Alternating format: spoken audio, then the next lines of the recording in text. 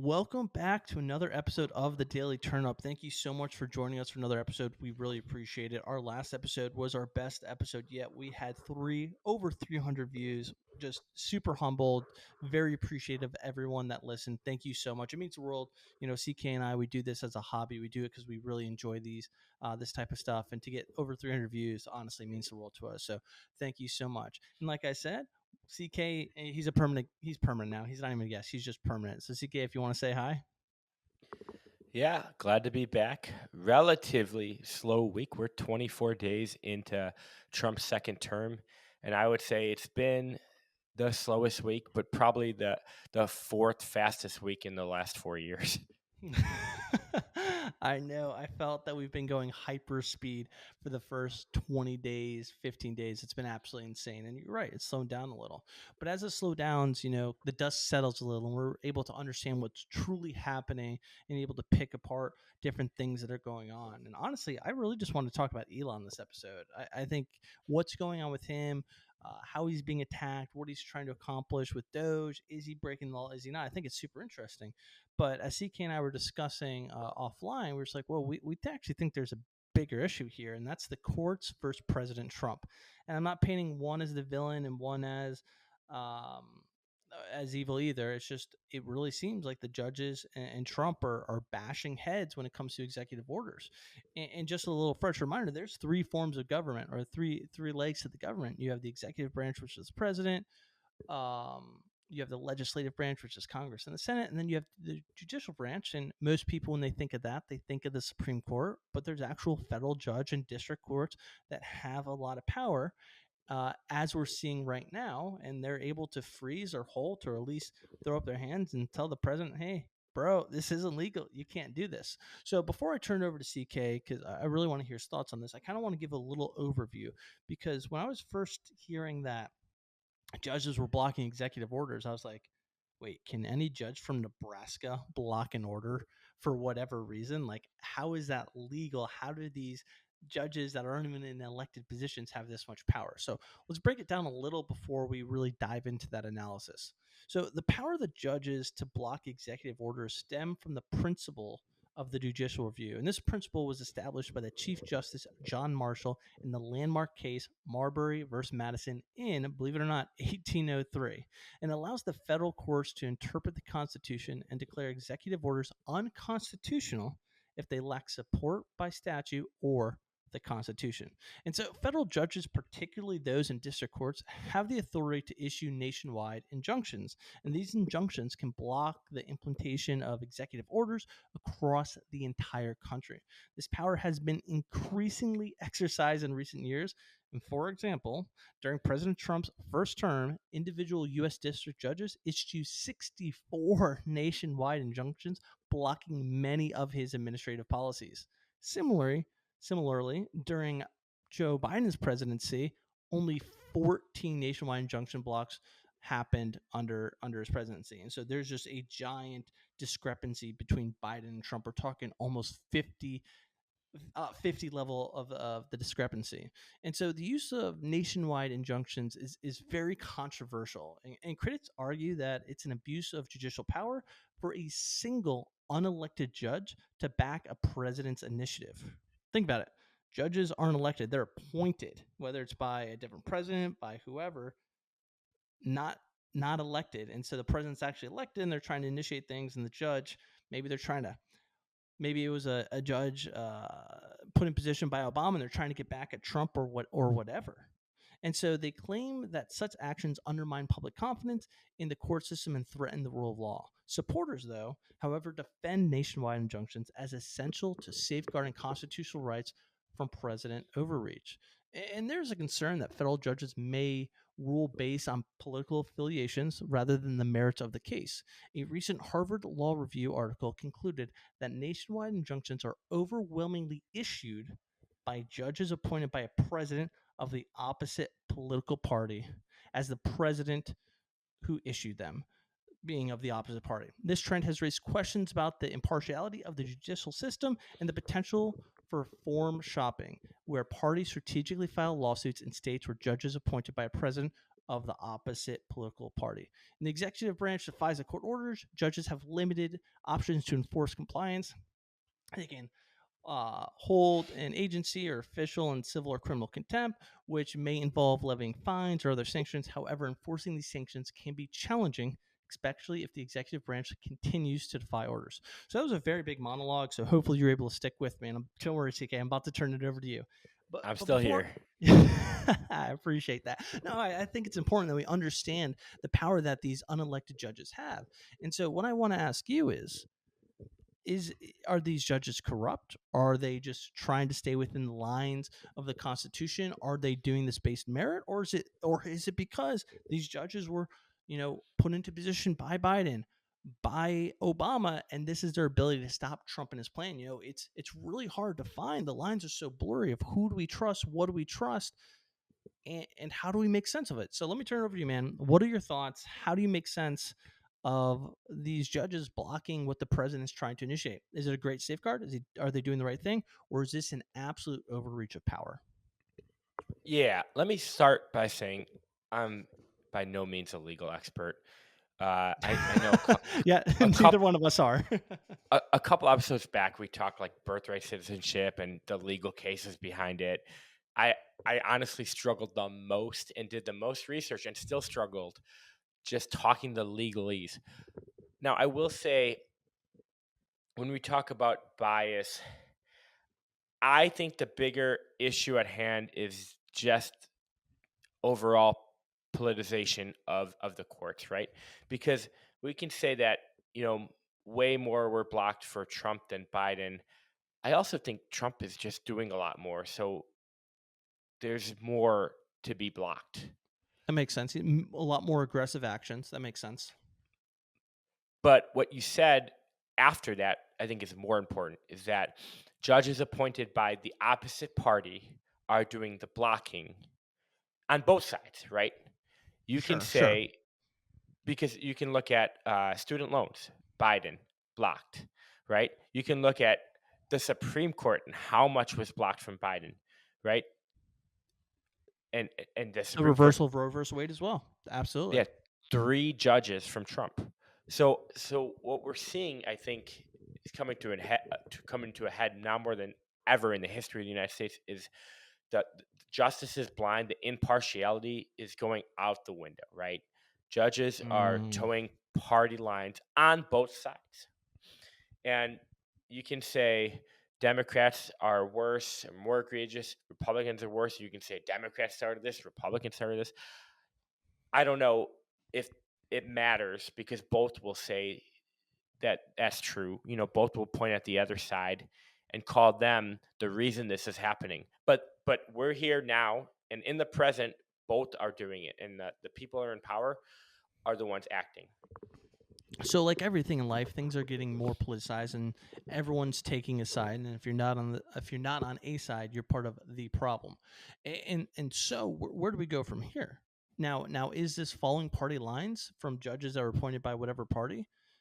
Does that Yeah, mean our judicial system is now compromised? That the three branches of government that are supposed to balance each other out no longer can do that, and now we have a form of corruption?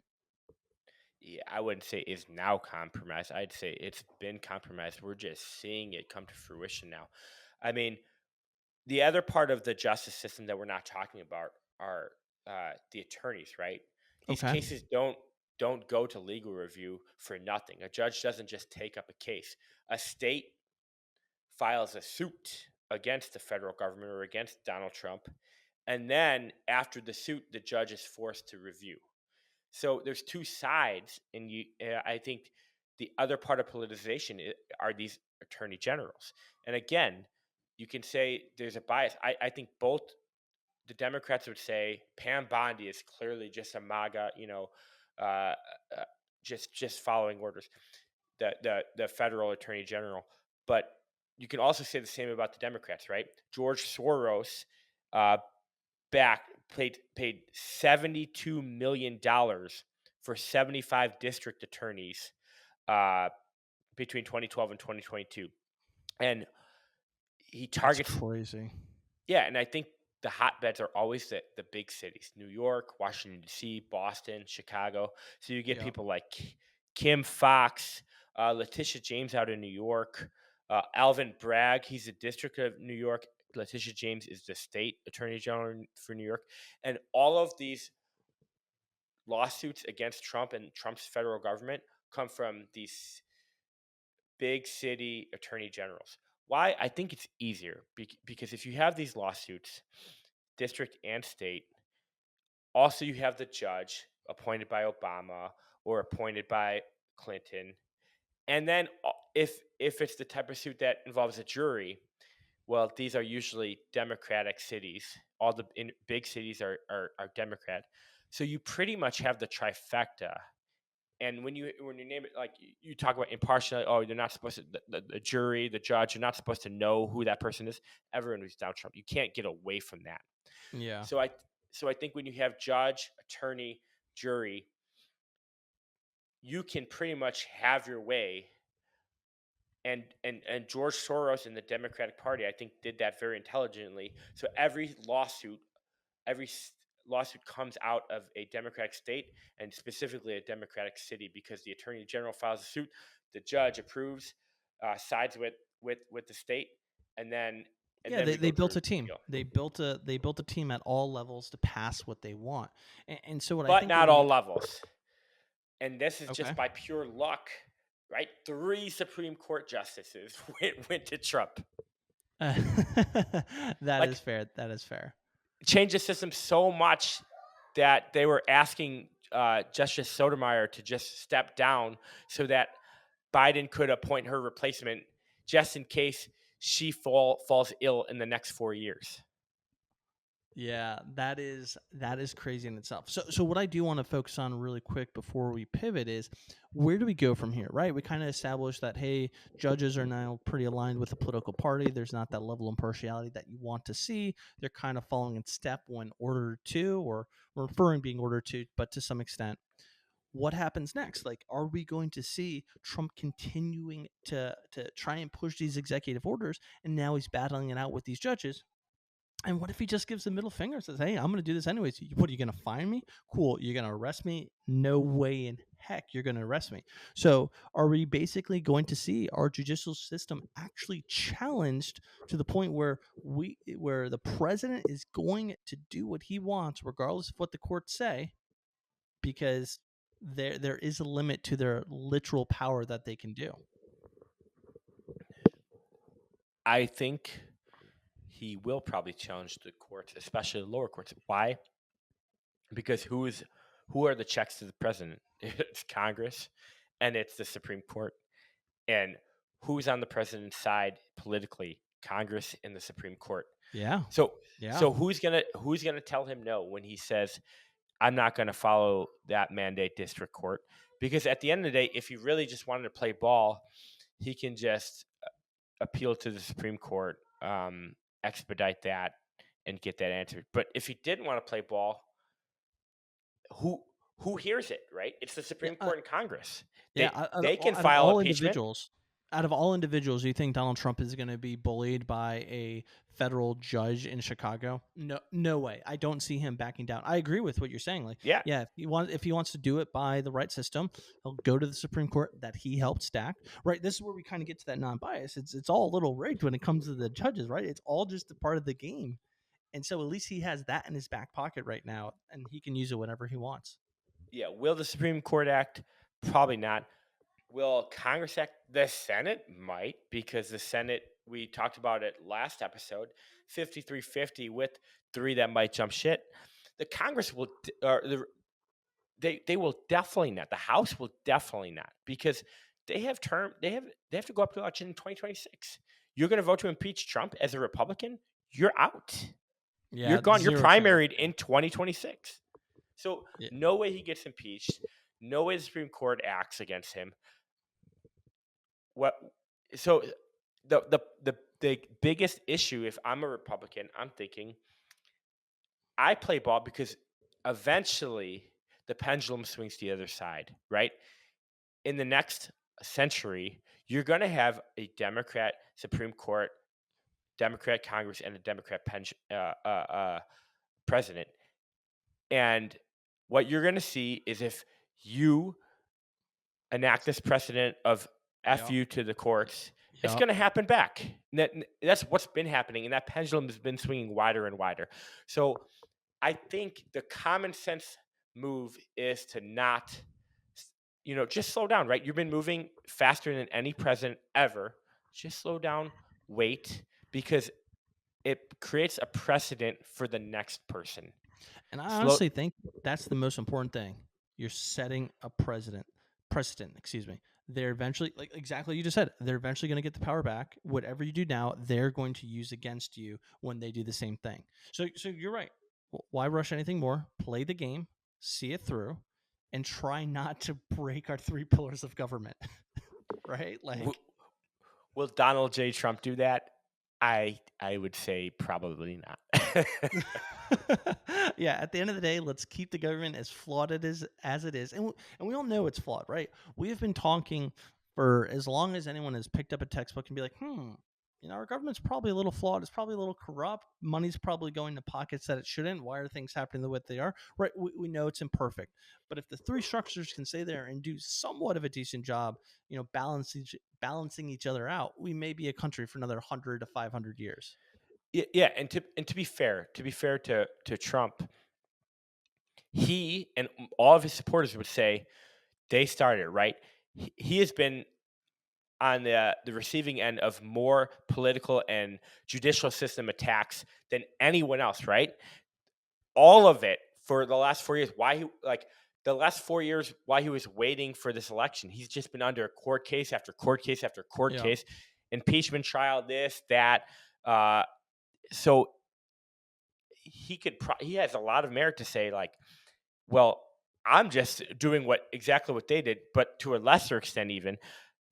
But someone has to tone it down, right? Someone has to be the person to bring it, or else it just keeps getting out of hand. Yeah, I don't know if I'd put money on Trump being the one that tones it down. Like you just said, For sure not. he's basically been in court for like the last 8 years of his life. You don't think this could be his opportunity to get back at the courts, Yeah.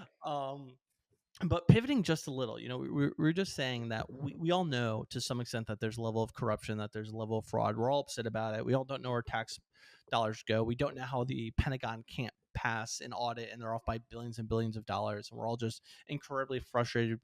Our roads are all jacked up and money's going to Timbuktu to rebuild a dam that they don't even have, that level of fraud. And so, CK, I find it so interesting, right? I don't want to say I'm an Elon fan, but I'm definitely intrigued by him, his life, what he's able to accomplish, whether it be SpaceX, whether it be Tesla. And at one point, he was praised as like the smartest person in the world, one of the best humans in the world, pushing green energy. At one point, liberals and Democrats loved Elon because of the green push he was doing, helping to combat gasoline, oil engines, and all that. And now it's almost seemed like the complete opposite, where it's the conservatives, the Republicans that love Elon, and the liberals and Democrats don't, even though only 3, 4, 5 years ago it was the complete opposite. And what I find most interesting about Elon right now is the criticism he is under. So it's very obvious to see that USAID is horrifically corrupt, insane amount of fraud, waste, and abuse. Now, I go on social media, I read comments, I read articles, and I'm seeing things like, what? How do you get rid of USAID? We're going to lose all of our allies because we don't have this. Because what? Because we're not giving our ally. I'm doing quotations right now. Countries that are barely our allies, that could barely support us. We're not giving them billions of dollars, so they're going to leave us. Yeah, I don't think that's an actual ally. You're just buying loyalty, friendship for the next few months. Like that's not how you build an ally. And I've seen so many just horrific arguments on the internet. But what I don't understand is when you look at mainstream media, when you look at the Democratic side, and I'm still trying to stay unbiased here, and I'm just letting you know what I've seen. They are not criticizing USAID. They are not criticizing these corrupt programs. And maybe at one point these programs had a purpose and they were good and they were doing what they were supposed to do and they're being positive and impactful. But now it's gone. And all I'm seeing, and let me know if you're seeing something different. I'm just seeing attack on Elon. I'm seeing attack on his staff, and maybe there's some justification to his staff. Maybe a 19-year-old shouldn't have the password to the treasury. Like, if that's real, I'm 100% agreeance with that. Like, that's a little crazy. There still needs to be some balances, especially when it comes to national security of having information on Americans. Like, I'm all for it for that, but I am not seeing that level of vigor and intensity to root out corrupt programs or outdated programs in the United States. I'm just not seeing that. And that's incredibly concerning to me. Yeah. Now, in an unbiased manner, this was going right under the Republicans' nose forever, too, right? This wasn't, Both sides, absolutely. Yeah, this is specifically a Trump Elon front. But again, the Republicans Congress were funding USAID and all the other pork and all of their specific pork forever, right? The Republicans were, you look at Mitch McConnell, that guy has been between him and Nancy Pelosi, they might be some of the most just horrific waste, fraud, and abuse contributors there are. Yeah. So I wouldn't bipartisan, right? These guys, the corruption was systemic within the government, and it was a bipartisan corruption. It was the only thing they did well together. But to your point, right? I listened to the Elon presser in the White House, and a reporter. This legitimately happened. This isn't like your fake news, or you can watch the script. A reporter said, "You tweeted about us, USAID, giving $50 million worth of condoms to Gaza. Actually, those condoms were going to Mozambique, who has an AIDS epidemic." And that tweet was really, misinformation. Will you pull back, and why are you spreading misinformation? And Elon was like, I guess that's a little better, but $50 million worth of condoms seems like a lot to anywhere. like you're missing the point. At Gaza, Mozambique, whoever, maybe like we shouldn't be sending $50 million worth of condoms anywhere. That's crazy. And like the reporters deflecting to, oh, you were wrong about the country, but so that's the part that I'm upset about. The deflection is I can't fathom it. Well, and I think that's the point. And you're right. Let's call a spade a spade. The Republicans and Democrats have been guilty for the last 100-something years, whenever you want to say that these programs have come into existence and they're fattening their own pockets, right? But the point I'm trying to make is right now the cat's out of the bag. Like we've always known that our taxpayer dollars are being wasted. Right now, there are people exposing this, and you're trying to take the side of not exposing it. You're trying to take the side of, well, 50 that actually didn't happen, or $50 million went somewhere else to do something else. Like, to your point, they're missing the boat and they're hopping on the wrong side. And my big fear, CK, is that if the other side, in the sense right now, the left side, if they keep taking, I think there was some person on the news on CNN, and he was talking about the 80-20 side. And I thought it was the most genius thing ever, that the Republicans, that Trump, they're hopping on the 80%, meaning the 80% of the population agrees with this. And it makes sense. It's the common sense side, right? That's kind of how they're labeling themselves right now, the common sense side. And then the left, the Democrats, are hopping on the 20% side. They're hopping on, oh, Mozambique needed the condoms, not Gaza. Elon, you're completely wrong.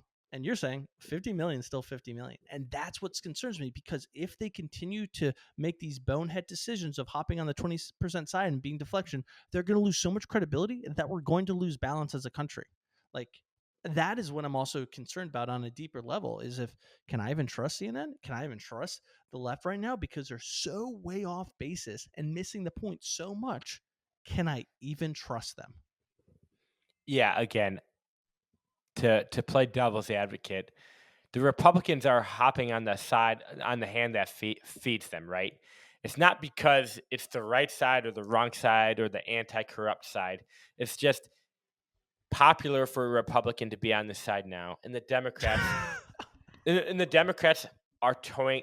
Everyone's just towing party lines, but Like clearly, these people weren't doing anything about this until January 20th, 2025. Like everyone is just towing the party line because again, you look at Bernie Sanders. Bernie Sanders is fighting the same fight that a lot of and so is AOC and Elon Omar. They were fighting the same side about, hey, this spending could be going to people that need it until it's a fight for Trump. Once it's a fight for Trump, now I got to toe party lines. Same thing with like RFK. Bernie Sanders liked a lot of things RFK said until RFK was Trump's human HHS nominee. Now Bernie Sanders is against RFK. Everyone's just towing party lines. I wouldn't credit the Republicans. I would credit Trump and his inner circle of people for getting after this. If you think this was a problem, So are we just all screwed? Does it even like are there even sides anymore, or is it I just need to be the opposite? Right? Is that what the bottom line is? Is like whatever the opposite I need to be. I think people just need to think for themselves. Don't listen to the mouthpieces of your parties. And Trump can have bad takes. The Riviera in the Middle East is a terrible take. Oh my gosh. But cutting fraud, waste, and abuse from the most probably corrupt government in the history of the world, if you look at just total expenditure and how much is going to nothing, should be a common sense take too, right? We can just think for ourselves and not be sheep for our parties and just say that like there are good things and bad things, and let me take this by itself, by its own merits, and judge what he's doing and saying each individually by their own merits. I don't have to look at the holistic person. I could hate this person and say this was a good idea, and I can hate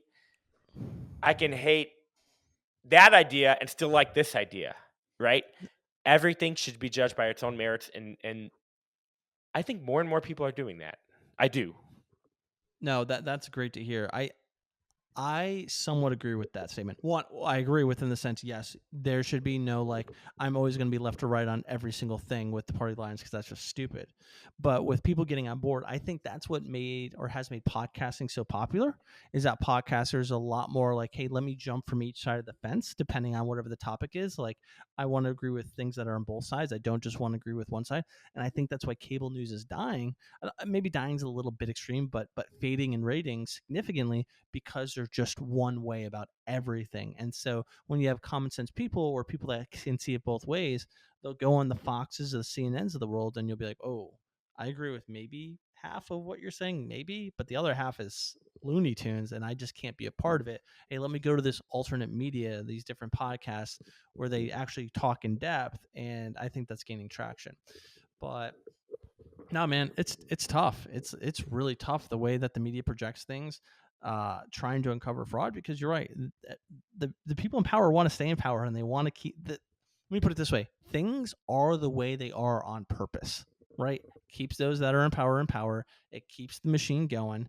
And who does it hurt? Well, it hurts the country in the long run, and it hurts the individual, which is us. And so it's kind of refreshing to see someone tackle that.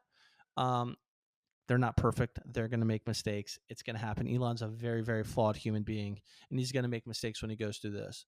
But he's being incredibly transparent, and I think his intentions are good. I don't think he's doing this for malice intention. But he will make mistakes along the way. He will tweet some or X some really dumb effing things. That is a guarantee. If I had a bingo card or I could put a lotto ticket on him just tweeting something really effing stupid, I'd probably become a very rich man. And so I think we need to take that all with a grain of salt. And hey, maybe next episode we just attack all of Trump's terrible takes or terrible things that he wants to do because he has a laundry list too. I mean, he's doing some really great things that we're happy to see.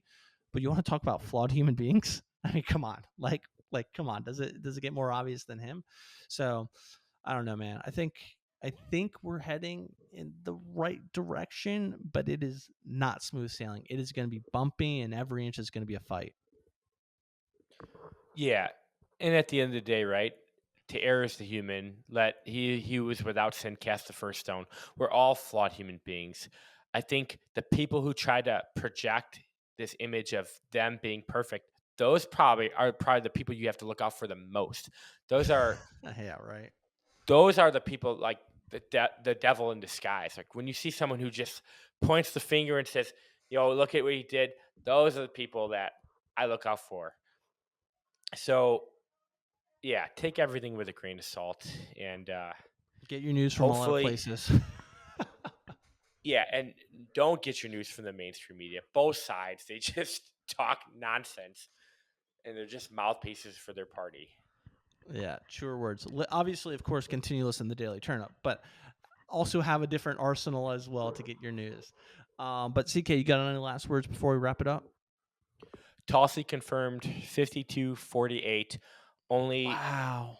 only Wow. Republican that was a nay was Mitch McConnell. No surprise. He also said he'd be a nay for RFK and Kash Patel. RFK should be, but probably by the time this podcast goes out or shortly after, RFK's confirmation will be done, whether it be yes or no. And then Kash Patel, Congressman Mark Mullen said Kash Patel will be right after, no later than the end of this week. So we're going to see a lot of movement by the end of this week. Dang, that's awesome. Yeah, hopefully we'll have some more really interesting stories next week. Or maybe not. Maybe a quieter country is better for the country than to give us material to talk about. But no, CK, as always, thank you so much. And Turnups, thank you so much for listening to another episode. We appreciate your support so much. Like I said earlier, getting 300 views was absolutely incredible, amazing. We didn't think we could actually do it. Like I think our 5th episode in. So to hit that's amazing. And, CK and I are setting new goals of 500. And that's only possible because of you listening. So thank you for those that like, thank you for those that have commented, and leave comments on this video. If you disagree, agree, want us to talk about something else in the next episode, just leave a comment and we'll add it. So just please like, share, tell your friends, tell your family, tell anyone that'll listen. We appreciate the support, and we can't wait to do it next week. Have a great one.